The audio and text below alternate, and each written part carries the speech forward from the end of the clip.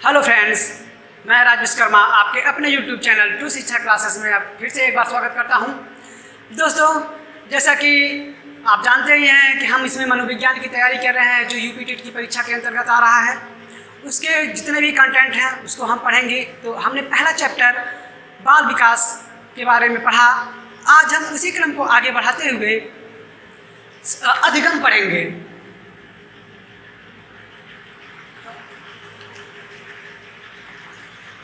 अधिगम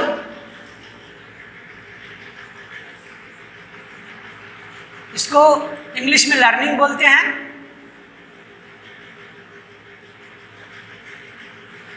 और सीखना भी कहते हैं इसी को। तो दोस्तों, सबसे पहले जानने की ये कोशिश करते हैं कि ये अधिगम क्या है।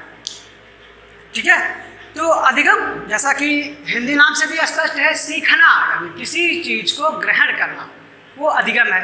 तो क्या केवल ग्रहण करना ही अधिगम है? तो नहीं। जैसा कि सबको पता ही है कि जो सीखने की प्रक्रिया है हमारी, वो जन्म से लेकर जीवन पर्यंत तक चलती रहती है। अर्थात जब तक हम मृत्यु को नहीं प्राप्त हो जाते तब तक कुछ न कुछ सीखते रहते हैं।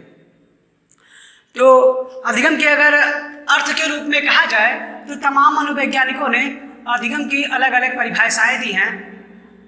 उसी क्रम में हम कुछ परिभाषाओं को जानते हैं और उस पर चर्चा करने की कोशिश करते हैं। अधिगम की परिभाषाएं और अर्थ एवं परिभाषा।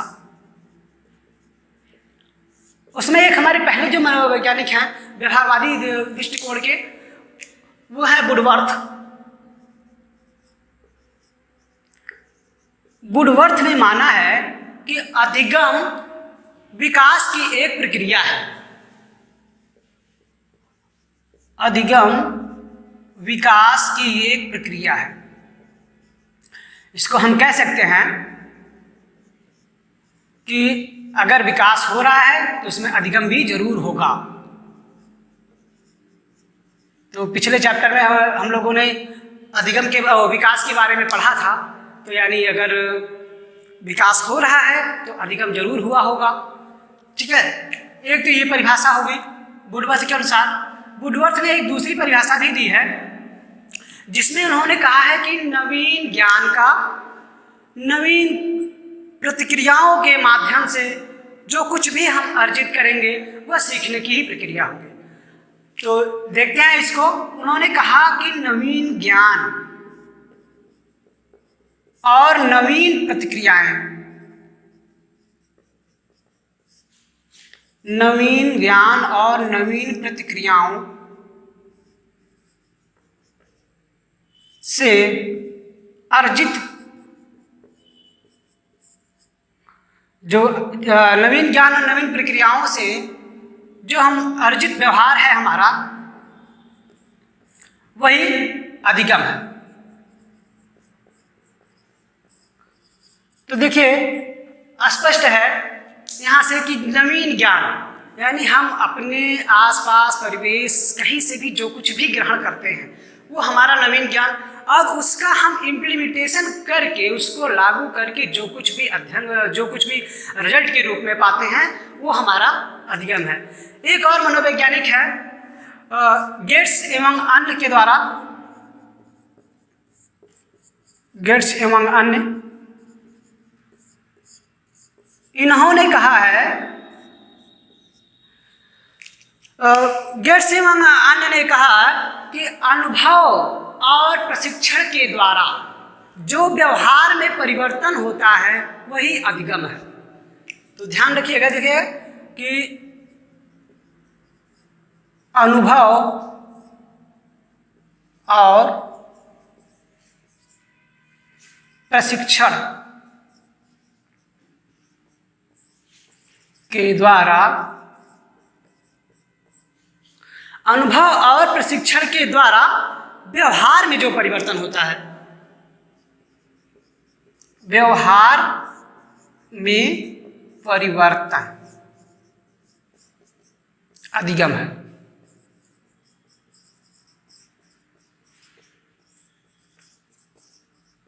देखिए, इनकी भी परिभाषा से स्पष्ट है कि अनुभव होना चाहिए और किसके द्वारा हो, प्रशिक्षण के द्वारा हो। क्या हो, व्यवहार में परिवर्तन। यही मेन बिंदु है हमारा अधिगम का। अगर व्यवहार में परिवर्तन होता है तो वो अधिगम है, अन्यथा वो अधिगम नहीं है। हर प्रकार से व्यवहार में परिवर्तन अधिगम नहीं है। तो जैसे एक चीज देखते हैं कि व्यवहार में परिवर्तन कैसे कैसे होता है, क्या क्या कारण होते हैं व्यवहार में परिवर्तन के। एक तो मनोवैज्ञानिकों के अनुसार ये है कि हम अपने ज्ञान का, अपने उसका प्रयोग करके जो कुछ भी सीखेंगे जिससे हमारे व्यवहार में परिवर्तन होगा वो अधिगम होगा। और एक तरफ कहा गया है कि सभी प्रकार के व्यवहार में जो परिवर्तन है वो अधिगम नहीं है। तो इसको उदाहरण के रूप में समझते हैं कि जैसे एक बच्चा है, तो छोटा है, वो आग के पास जा रहा है, आप कितना भी कोशिश करेंगे रोकने की वो मानेगा नहीं, आग के पास जाएगा। जब वो उससे एक बार जल जाएगा तो दोबारा उसके पास नहीं जाएगा।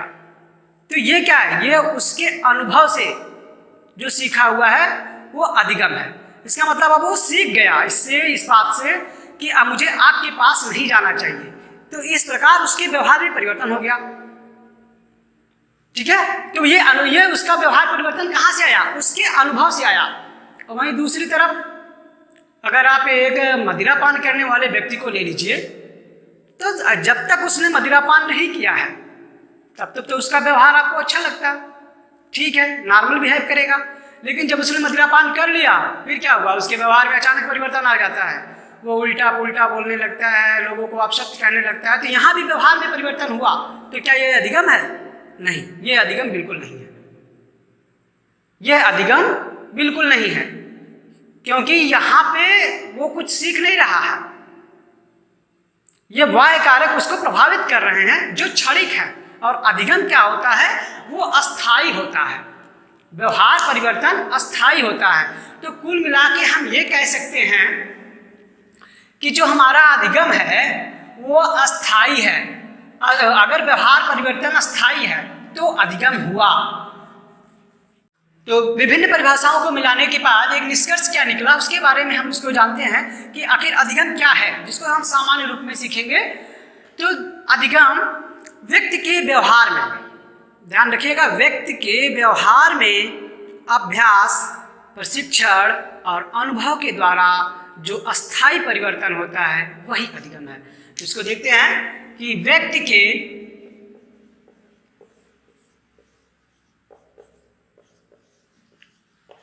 व्यवहार में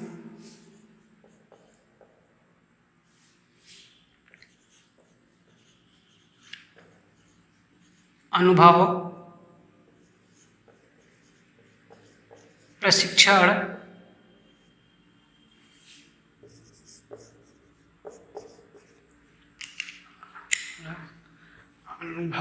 अनुभव प्रशिक्षण और अभ्यास के द्वारा हुए अस्थायी परिवर्तन,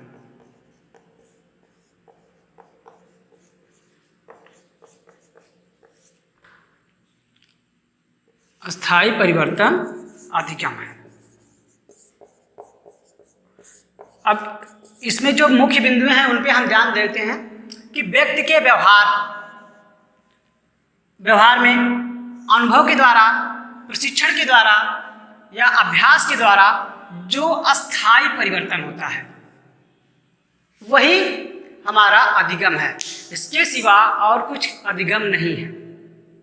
ठीक है, तो अब मुख्य बिंदु अधिगम के क्या क्या होते हैं वो देख लेते हैं। तो जो अधिगम के मुख्य बिंदु होते हैं वो पहला होता है कि व्यवहार में परिवर्तन हो, व्यवहार में परिवर्तन हो। दूसरा जो मुख्य बिंदु होगा वो होगा कि जो अधिगम हो वो किसी अभ्यास के फलस्वरूप हो, अभ्यास के फलस्वरूप हो। और तीसरा जो परिवर्तन आए व्यवहार में वो अस्थाई हो, यानी व्यवहार में अस्थाई परिवर्तन हो।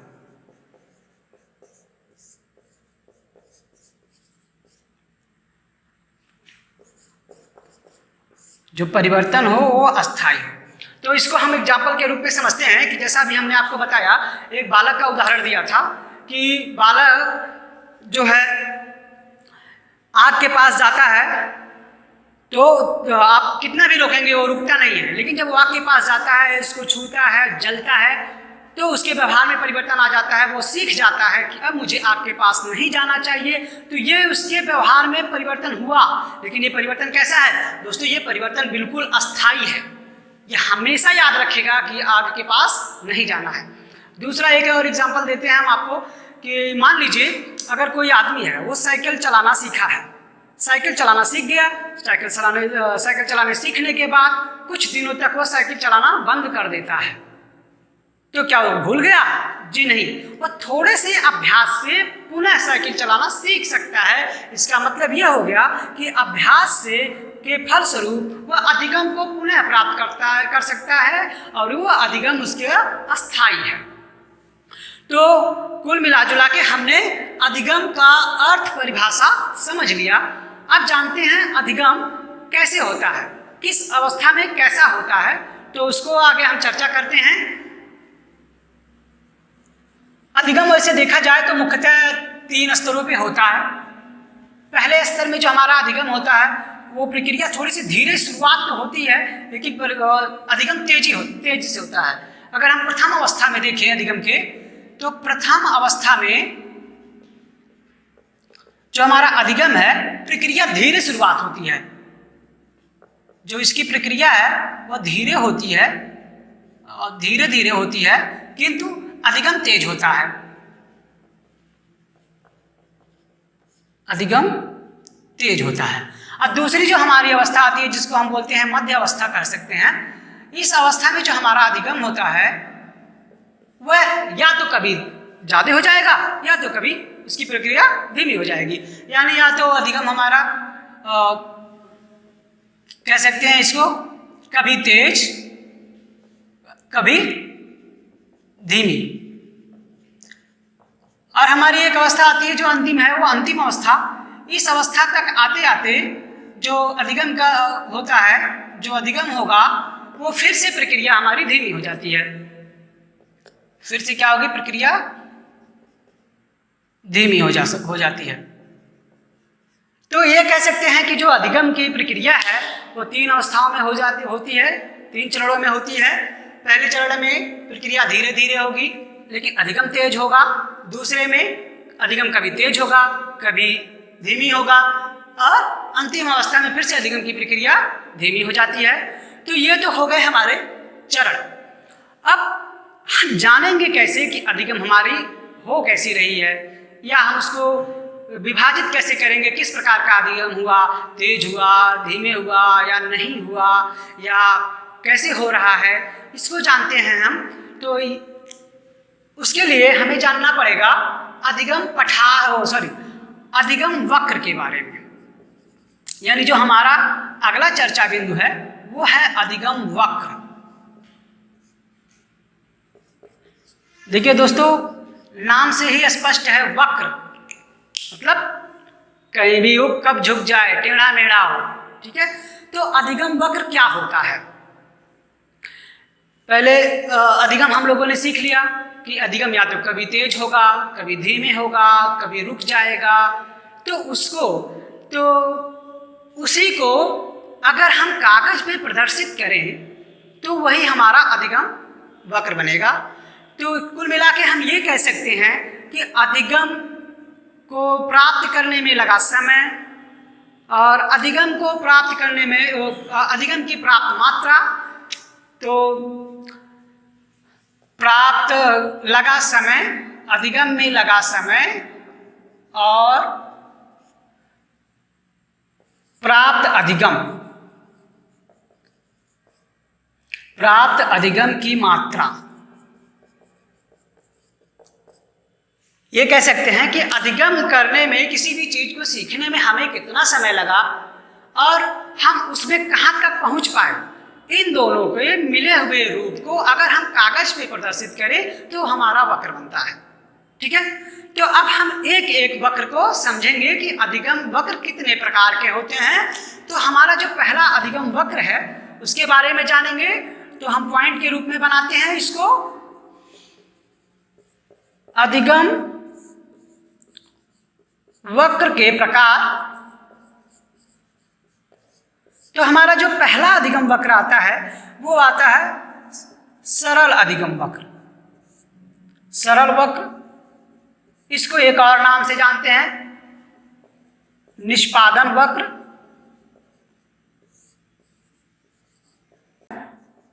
समान उपलब्धि वक्र।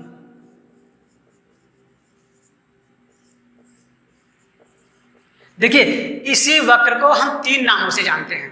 परीक्षा में अक्सर ये पूछा जाता है दोस्तों, इसीलिए इसको आप बहुत ध्यान से देखिएगा और समझिएगा कि जो हमारा पहला अधिगम वक्र है वह है सरल वक्र, इसको निष्पादन वक्र भी कहते हैं और समान उपलब्धि वक्र कहते हैं। तो इसको हम डायग्राम के माध्यम से समझते हैं कि मान लीजिए ये हमारा एक ग्राफ के रूप में हो गया, ये हमारा 0 है और हम इसको एक कुछ निर्देशांक निर्धारित कर देते हैं।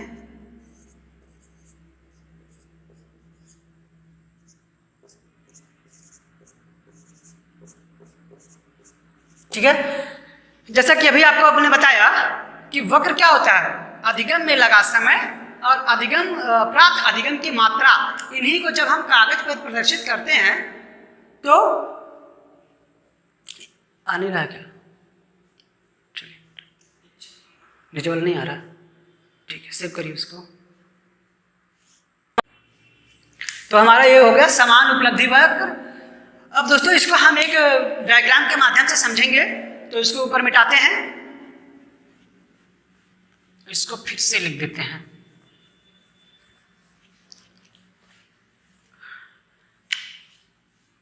हम हमारा जो चर्चा बिंदु था वो था अधिगम वक्र के प्रकार।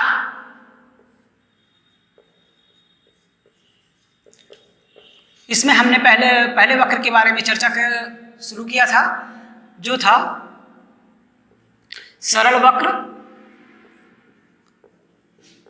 इसका एक और नाम था निष्पादन वक्र, एक और नाम से भी जानते हैं इसको समान उपलब्धि वक्र।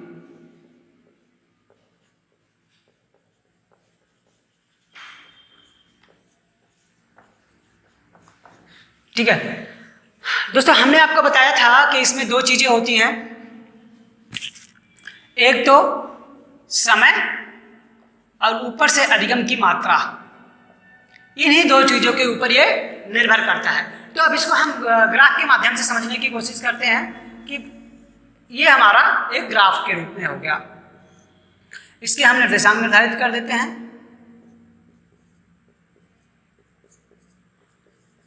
यहां भी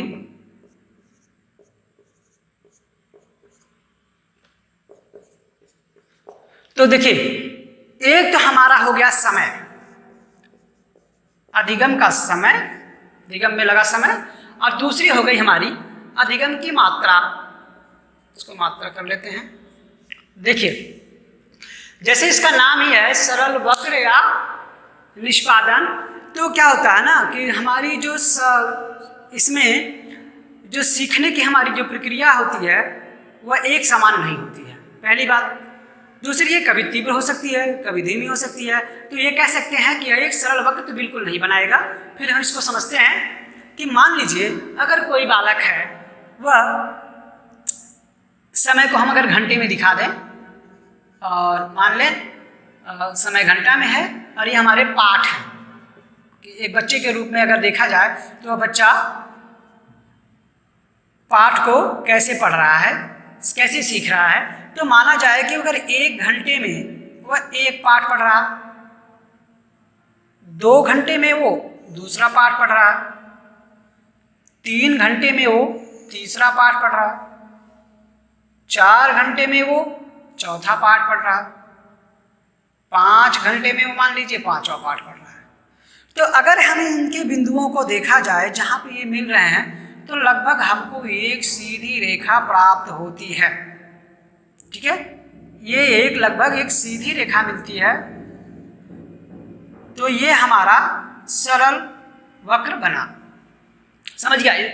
इसका मतलब यही हो गया कि हम जितना समय लगा रहे हैं उतना सीख रहे हैं। हालांकि ऐसा होता नहीं है। तो ये वक्र हमारा यही निर्देशित करता है कि समान समय में समान अधिगम हो रहा है। अब हम इसके दूसरे अधिगम पे चर्चा करते हैं, जो है धनात्मक अधिगम। तो इसको इरेज करते हैं। जो हमारा दूसरा अधिगम आ गया वह है धनात्मक। इसके भी कई नाम हैं।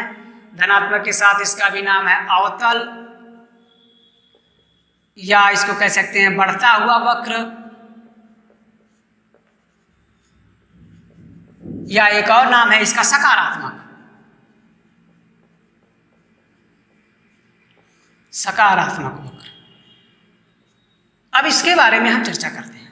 दोस्तों, ये नामों पे बिल्कुल ध्यान रखिएगा कि ये नाम से कभी कभी कंफ्यूजन हो जाती है। कभी कभी परीक्षा में पूछ लेता है कि एक नाम नहीं देगा, पता चलेगा दूसरा दे देता है। तो ये सकारात्मक वक्र क्या है, डायग्राम बना के भी पूछ सकता है, क्वेश्चन से भी पूछ सकता है। आगे भी हम क्वेश्चनों की भी चर्चा करेंगे। तो पहले इसको समझ लेते हैं कि धनात्मक वक्र क्या है। तो देखिए, कभी कभी तो ऐसा होता है अधिगम में कि कम समय में ज़्यादा सीख लेते हैं। ठीक है, यानी जो निर्धारित हमारा पाठ्यक्रम है, जो मान लीजिए कोई टॉपिक है जिसको हम जल्दी से सीख लिए, तो हो सकता है कि वो टॉपिक आप पढ़े हुए हो या उसमें आपकी रुचि ज़्यादा हो। तो ये कई कारक होते हैं। लेकिन इसमें क्या है, धनात्मक या अवतल या सकारात्मक वक्र में, कि हम कम समय में ज़्यादा अगर सीख लेते हैं तो वो हमारा धनात्मक वक्र बनता है। तो अब इसको हम ग्राफ के माध्यम से समझते हैं। तो ग्राफ बनाते हैं हम लोग फिर से उसी प्रकार का। इसको हम 0 निर्देशित करते हैं और इसमें कुछ अंक निर्धारित कर देते हैं, जैसे पिछले ग्राफ में हमने देखा था।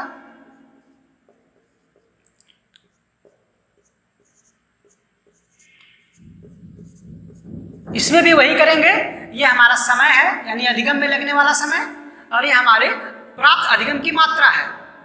ठीक है, वही एग्जाम्पल उसी तरह से लेंगे कि मान लीजिए किसी बालक के पाठ के रूप में हम समझते हैं और इसको हम घंटे में समझ लेते हैं। तो पिछले वाले अधिगम में हमने पढ़ा कि पहले घंटे में बालक पहला पाठ याद कर लिया, 2 घंटे में दूसरा पाठ याद कर लिया, 3 घंटे पढ़ा तो तीसरा पाठ याद कर लिया। तो जितना समय लगाया उसने उतना अधिगम प्राप्त किया। लेकिन इसमें क्या है कि बालक पहले ही घंटे में 1.5 पाठ याद कर लिया, या दूसरा घंटा हुआ तो उसने 3.5 याद कर लिया, तीसरा घंटा हुआ तो 4 के पास पहुंच गया, 4 नहीं सॉरी 5 के पास पहुंच गया। तो क्या है, अगर हम इनके इन मिलान बिंदुओं को देखें तो हमारा वक्र इस तरह से बन रहा है, यानी हम ऊपर की तरफ जा रहे हैं। ठीक है, ये जो हमारा वक्र मिला ये हमारा धनात्मक वक्र है, अर्थात कम समय में हमने ज्यादा चीजें सीख ली। स्पष्ट हो गया आपको? अब हम अगले वक्र पे चर्चा करते हैं। तीसरा है जो ऋणात्मक है। चलिए उसके बारे में सीखते हैं।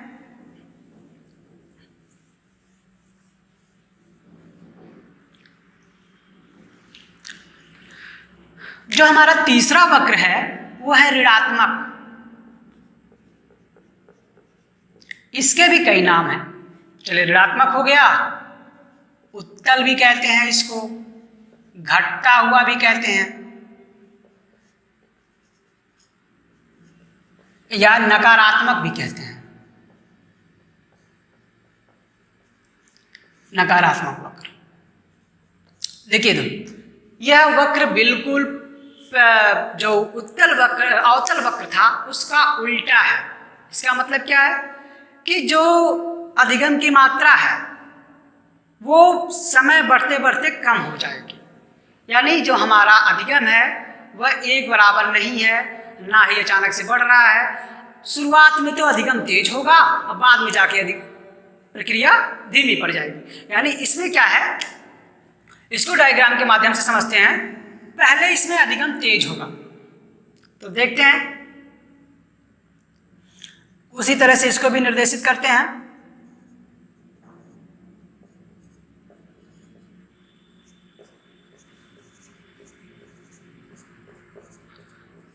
सेम वही प्रोसीजर अपनाएंगे। इसको अधिगम में समय मानेंगे जो घंटे में है, इसको एक बालक के संदर्भ में ही मान रहे हैं हम लोग, और यहाँ अधिगम की मात्रा मानते हैं जो एक बालक के पाठ के रूप में है। तो इसमें क्या है दोस्तों, पहले मान लीजिए पहले क्या हुआ, बालक पहले घंटे में 1.5 चैप्टर तो याद कर लिया, ठीक है, यानी शुरुआत में हमारा अधिगम तो तेज हो गया।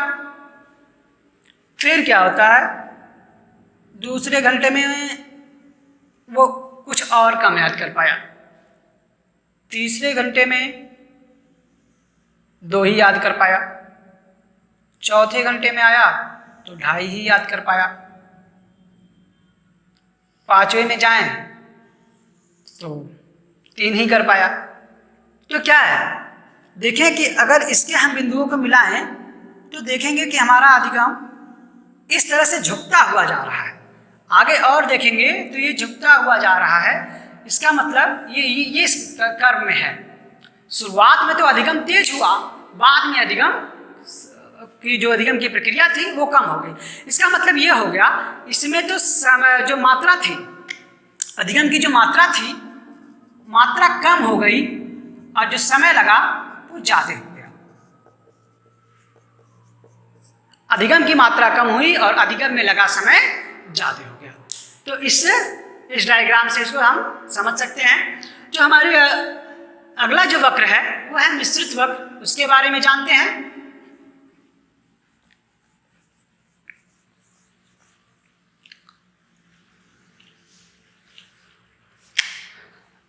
जो अगला नंबर का वक्र है वह है मिश्रित वक्र।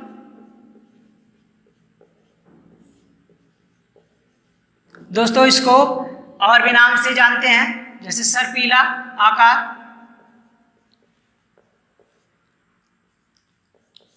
या यस टाइप भी कहते हैं, ठीक है। तो मिश्रित वक्र, इसका मतलब अब तक हमने जितने वक्र पढ़ा ये सब मिला हुआ है इसमें, ये एस टाइप है ऐसे।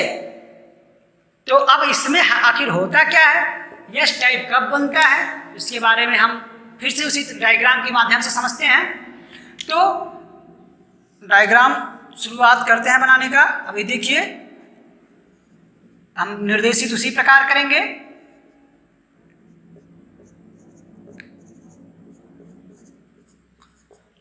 ये हमारा समय और ये अधिगम की मात्रा।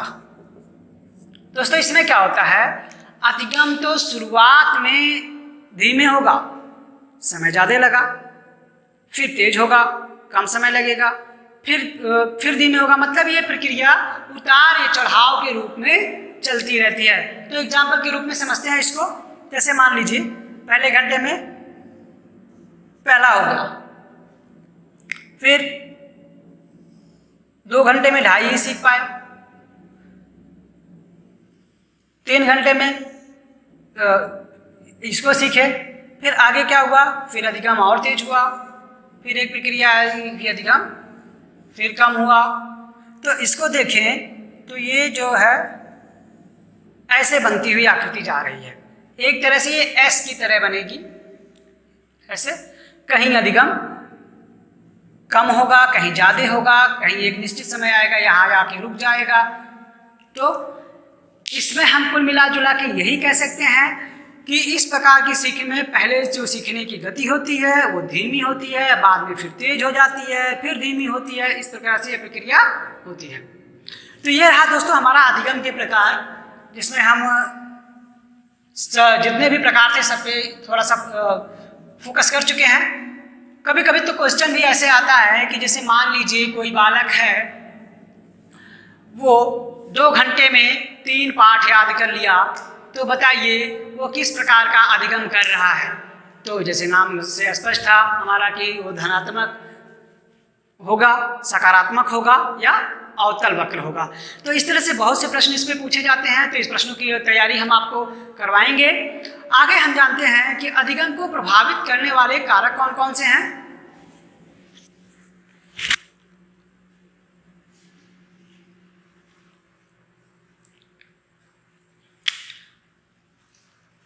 तो अधिगम को प्रभावित करने वाले कारकों के बारे में जानते हैं हम। अधिगम को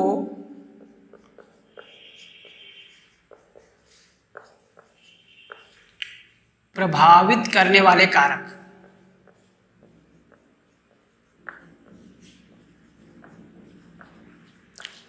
देखिए दोस्तों, वैसे तो अधिगम निरंतर चलने वाली प्रक्रिया है, तो इसको कुछ तो कारक ऐसे होंगे जो इसको प्रभावित करते होंगे। क्यों? क्योंकि कभी अधिगम धीमी गति से होता है, कभी तेज गति से होता है। तो आखिर वो क्या कारण है, वो ऐसे कौन से कारक हैं जो इसको प्रभावित कर रहे हैं कि कभी अधिगम तेज कर देते हैं तो कभी धीमी कर देते हैं, है ना।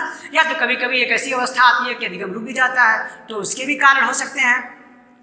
तो अगर कुल मिला के देखा जाए तो डायग्राम के माध्यम से हम समझते हैं इनको, तो इसको हम 3 भागों में बांट देते हैं। एक को कह लेते हैं शिक्षार्थी संबंधी कारक,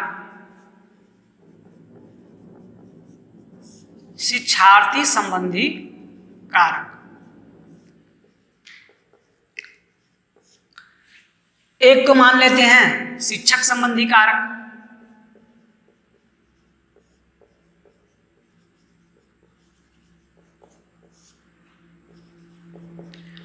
और एक हो जाता है हमारा वातावरण संबंधी कारक।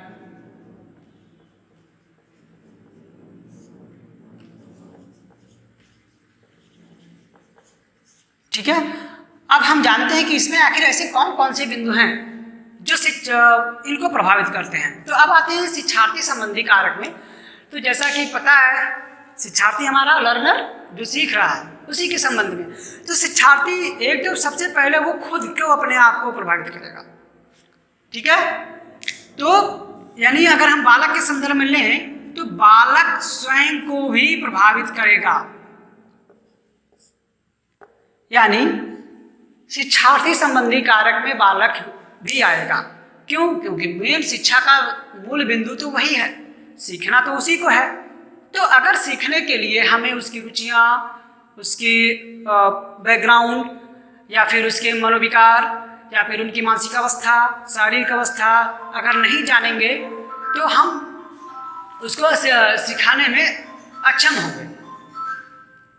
दूसरा, वृद्धि।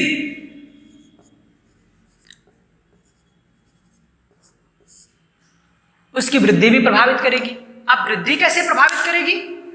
आखिर वृद्धि क्या प्रभावित क्यों करेगी? क्योंकि देखिए वृद्धि क्या कहते हैं, सॉरी हमने इसको बुद्धि लिखना है, बुद्धि या उसकी उसका मानसिक स्तर। तो मानसिक स्तर किस तरह से प्रभावित करेगा? तो क्या हम कक्षा 1 के बालक को 5 की चीजें पढ़ा सकते हैं? नहीं। ठीक है। क्यों? क्योंकि उसकी बुद्धि अभी उस लेवल की नहीं हुई है कि हम उसको वो वाली शिक्षा दे सकें, उस क्लास वाली शिक्षा दे सकें, उस स्तर की शिक्षा दे सकें। तो हमें क्या करना है, उनकी बुद्धि को भी ध्यान में रखना होगा। फिर अगला आता है हमारी सीखने की इच्छा।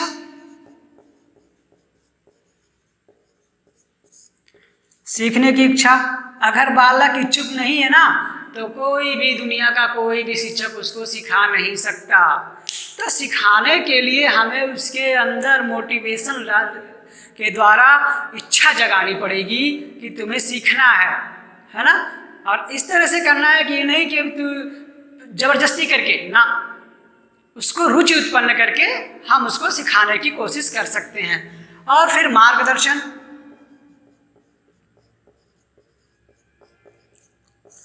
मार्गदर्शन भी बहुत बड़ा रोल निभाता है इसको सिखाने में। यानी अधिगम में मार्गदर्शन अगर उचित नहीं रहा तो अधिगम भी उचित प्रकार से नहीं होगा। उसके बाद आ जाती है हमारी शैक्षिक पृष्ठभूमि।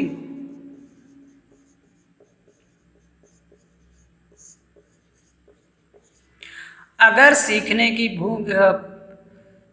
सीखने का जो माहौल है वो शैक्षिक पृष्ठभूमि में नहीं है तो भी अधिगम प्रभावित होगा, अगर उसके अनुकूल नहीं है तो भी उसको प्रभावित करेगा।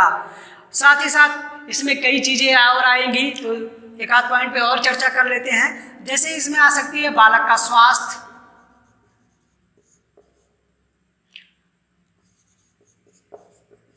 बालक का स्वास्थ्य। अगर बालक स्वस्थ नहीं है तो कैसे अधिगम करेगा? अगर वो हमेशा बीमार रहता है तो उसकी निरंतरता नहीं बन पाएगी। कोई चीज़ सीखेगा, बीमार पड़ा, छूट गई, है ना? तो अगर उस अधिगम में निरंतरता नहीं आ रहेगी उसकी, तो वो सीख नहीं पाएगा।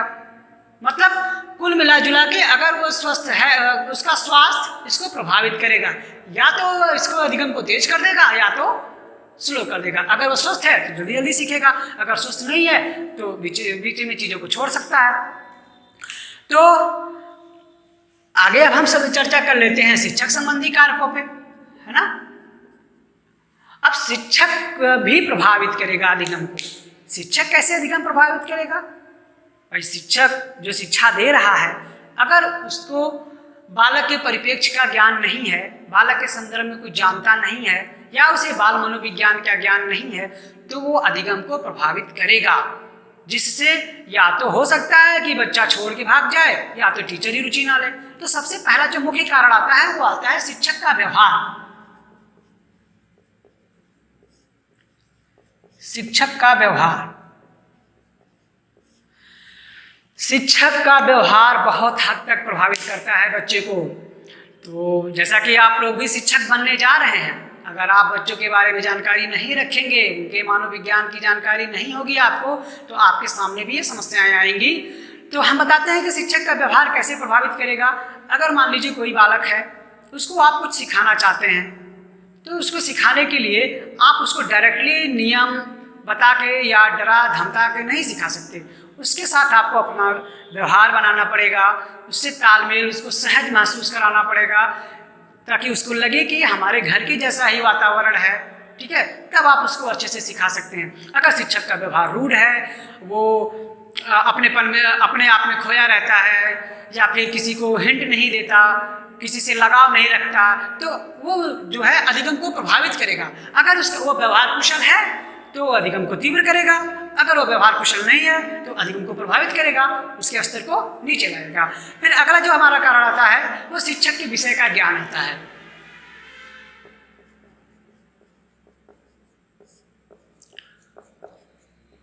विषय ज्ञान स्पष्ट है कि शिक्षक को जिस विषय का ज्ञान है वो उस विषय में बेहतर तरह से शिक्षण कार्य कर सकता है।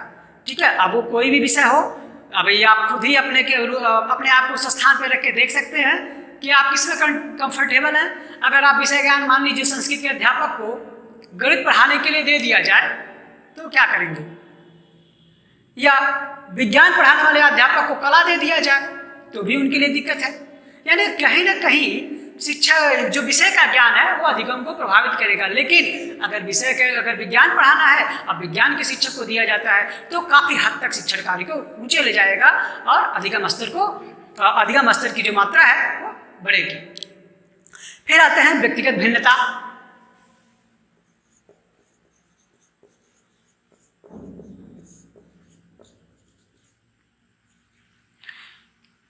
व्यक्तिगत भिन्नता,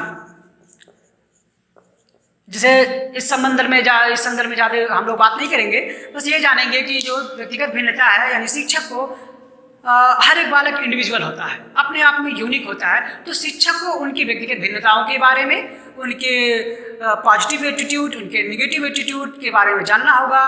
बालक बालिकाओं में के उनकी अलग अलग रुचियाँ क्या हैं, उनके अलग अलग व्यवहार क्या हैं, ये जानना जरूरी होगा। अब हम आते हैं सबसे महत्वपूर्ण जो कारण है शिक्षक संबंधी कारक में, वो है मनोविज्ञान का ज्ञान।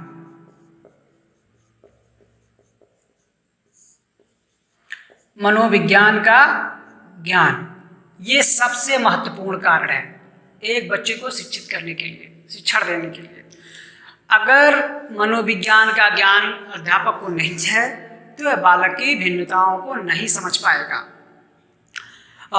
इसीलिए आप लोग जो शासन द्वारा निर्धारित है वो आप लोगों के कोर्स में रख दिया गया है बाल मनोविज्ञान, ताकि आप शिक्षक बनने से पहले इन चीज़ों का अध्ययन कर लें कि एक बच्चे को शिक्षित करने के लिए, उसको शिक्षण देने के लिए, कुछ सिखाने के लिए हमें किन किन बातों का ध्यान रखना होता है। आखिर ऐसे कौन कौन से तथ्य होते हैं, ऐसे कौन कौन से कारण होते हैं जो इस अधिगम को प्रभावित कर देते हैं, ऐसे कौन से कारण हैं जो इसको अच्छे स्तर पे ले जाएंगे। तो मनोविज्ञान का ज्ञान बहुत ही महत्वपूर्ण है। तो ये तो हो गया, ऐसे बहुत सी भी पॉइंट निकलेंगे। तो आगे हम कुछ चर्चा कर लेते हैं वातावरण संबंधी कारकों पे कि वातावरण संबंधी ऐसे कौन से कारक हैं कि जो अधिगम को प्रभावित करेंगे। तो सबसे पहले आ जाता है हमारा कक्षा कक्ष का वातावरण।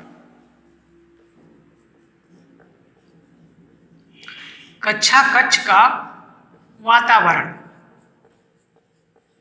अच्छा, कक्षा कक्ष का वातावरण से क्या मतलब है?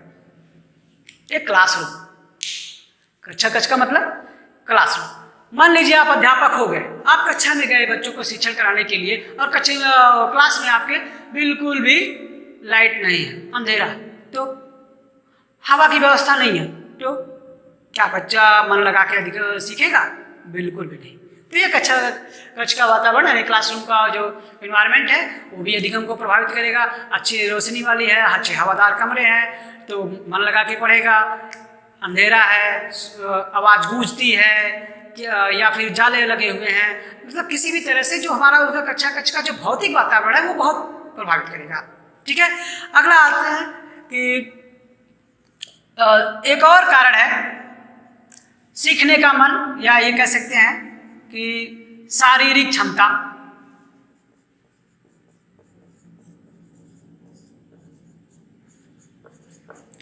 देखिए, शारीरिक क्षमता को हम केवल दो रूप में अध्ययन करेंगे, एक होगा बीमारी और एक थकान। इस रूप में जानेंगे कि सीखने में थकान और बीमारी कैसे प्रभावित करेंगे। ये वातावरण से संबंधित है। बालक कहीं से भी जाके अगर बीमार हो गया है तो वो अधिगम को प्रभावित कर देगा, ब्रेक हो जाएगा उसका लर्निंग। या अगर वो शारीरिक रूप से थक चुका है या मानसिक रूप से थक गया है तो भी आप लर्निंग उसको अच्छे से नहीं करा सकते। इसका एक उदाहरण हम आपको बताते हैं कि मान लीजिए आप स्कूल में गए, ठीक है, तो शुरुआत में जब बच्चा स्कूल जाता है ना तो बिल्कुल तरोताज़ा रहता है, बिल्कुल फूल की तरह, है ना। जब वो स्कूल में जाता है हंसी खुशी से, पहले पीरियड पढ़ता है, थोड़ी सी उसकी थकान आती है, दूसरा पीरियड पढ़ता है और होगा, तीसरा पीरियड पढ़ता है और होगा, लंच के बाद अगर आप जाएंगे ना तो बच्चे बिल्कुल अनिच्छा हो जाती है उनकी, अब वो नहीं चाहते कि सर अब हम पढ़ेंगे, है ना। तो इसीलिए विद्यालयों में ये किया जाता है कि जब बच्चे तरोताज़ा हों उस समय ऐसे विषय को पढ़ाया जाए जो थोड़े से कठिन माने जाते हैं, जैसे कि गणित। तो पहला बेल गणित का रख दिया जाता है और लास्ट का बेल जो बेल मान लिया जाता है वो शारीरिक खेल कूद, चित्रकला या मनोरंजन का रखा जाता है ताकि उनको फिर से रिचार्ज किया जा सके। तो ये बीमारी और थकान भी प्रभावित करते हैं। ठीक है, और भी ऐसे वातावरण संबंधी कारक होंगे जिसमें आप जो भी बुक आपके पास होगी उससे आप देख सकते हैं, समझ सकते हैं, आप अपने परिवेश से भी समझ सकते हैं। और एक चीज़ और आता है वातावरण संबंधी कारक में, आई थिंक इतना तो बहुत है, आप इसको आने की तरह चीज़ों से देख लीजिएगा। इससे संबंधित जो भी क्वेश्चन हैं ये हम आने वाले एपिसोड में करवाएंगे। तो आगे जो हम जानेंगे वो जो हमारा होगा अधिगम के सिद्धांत। अब सिद्धांतों के बारे में हम चर्चा करेंगे अगले एपिसोड में। तब तक दोस्तों आप हमारे चैनल को सब्सक्राइब कर लीजिए। जो पहली बार देख रहे हैं, जिन्होंने अभी तक चैनल को सब्सक्राइब नहीं किया है, वो भी चैनल को सब्सक्राइब करें, लाइक करें और शेयर करें। और जो कुछ भी सुझाव आपको देना है वो कमेंट बॉक्स में हमको दें, हम उसको आगे सुधार करने की कोशिश करेंगे और आपके लिए ऐसे ही वीडियो लाते रहेंगे। तब तक के लिए धन्यवाद।